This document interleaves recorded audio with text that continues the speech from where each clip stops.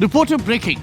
ശബരിമലയിലെ ആടിയ ശിഷ്ടം നെയ്യ് കൊള്ളക്കേസിൽ അറസ്റ്റിലായ സുനിൽകുമാർ പോറ്റി തട്ടിപ്പിന്റെ കേന്ദ്രമെന്ന് കണ്ടെത്തൽ. മറ്റൊരു ഉണ്ണികൃഷ്ണൻ പോറ്റി, ഇതൊരു സുനിൽകുമാർ പോറ്റി. 36,24,000 രൂപയുടെ ക്രമക്കേടാണ് നടന്നത്. സ്റ്റോക്കിൽ വ്യാപക ക്രമക്കേട് നടത്തിയാണ് പണം തട്ടിയത്.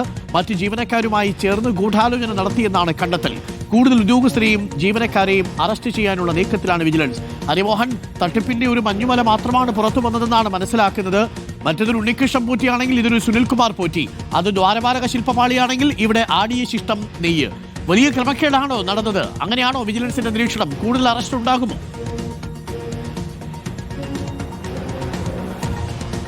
അരുൺ, തീർച്ചയായിട്ടും വലിയൊരു തട്ടിപ്പ് തന്നെയാണ് നടന്നത്. അതും 2 മാസത്തിനുള്ളിൽ ആണ് ഈ 36,24,000 രൂപയുടെ തട്ടിപ്പ് നടന്നിട്ടുള്ളത് എന്നുള്ളതാണ് വിജിലൻസിന്റെ കണ്ടെത്തൽ. ഇന്നലെ വൈകുന്നേരത്തോടു കൂടിയാണ് ഇതിന് നേതൃത്വം നൽകിയ ഗൂഢാലോചനയ്ക്കൊക്കെ അടക്കം എല്ലാ ജീവനക്കാരെയും കൂട്ടിച്ചേർത്തിട്ടുള്ള ഈ സുനിൽകുമാർ പോറ്റി എന്ന് പറയുന്ന ദേവസ്വം ജീവനക്കാരനെ വിജിലൻസ് അറസ്റ്റ് ചെയ്തത്.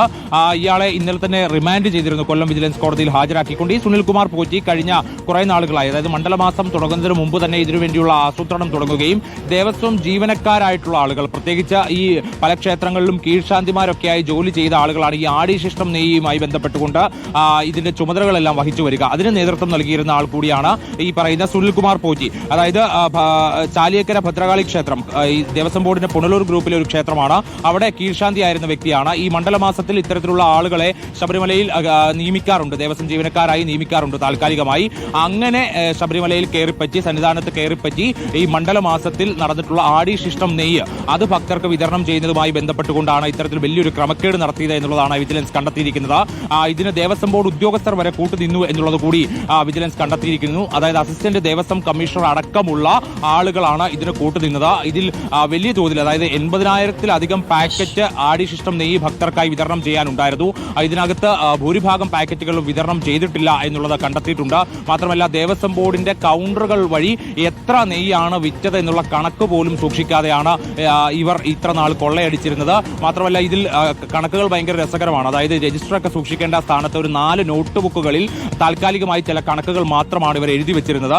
അത്രത്തോളം അലക്ഷ്യമായാണ് അത് കാത്തു സൂക്ഷിച്ചിരുന്നത്. അത് ഈ തട്ടിപ്പിന്റെ ഭാഗമാണ് എന്നുള്ളത് കൂടി വിജിലൻസ് കണ്ടെത്തിയിട്ടുണ്ട്. ഇപ്പോൾ ഒരു സുനിൽകുമാർ പോറ്റി മാത്രമാണ് അറസ്റ്റിലായിട്ടുള്ളത്. പക്ഷേ വരും ദിവസങ്ങളിൽ കൂടുതൽ ജീവനക്കാരെ അറസ്റ്റ് ചെയ്യാനുള്ള നീക്കത്തിലേക്ക് വിജിലൻസ് കടന്നിരിക്കുന്നു. 33 പ്രതികളാണ് ഇതുവരെ ഈ കേസിലുള്ളത്. Arun, okay, thank you Hari. ഇതിപ്പോ ഏതൊക്കെ കേസാണ് എന്നുള്ളത് എങ്ങനെ തിരിച്ചറിയും? അതൊരു ഉണ്ണികൃഷ്ണൻ പോറ്റി, അത് ദ്വാരപാലക ശില്പപാളിയും കട്ടളപ്പാളിയും കട്ടകേസിൽ. ഇവിടെ ഒരു സുനിൽകുമാർ പോറ്റി, ആടിയ ശിഷ്ടം നെയ്യ് കട്ടകേസിൽ. അവിടെയും കുറെ പ്രതികൾ, ഇവിടെയും കുറെ പ്രതികൾ. എന്താണ് നടക്കുന്നത്?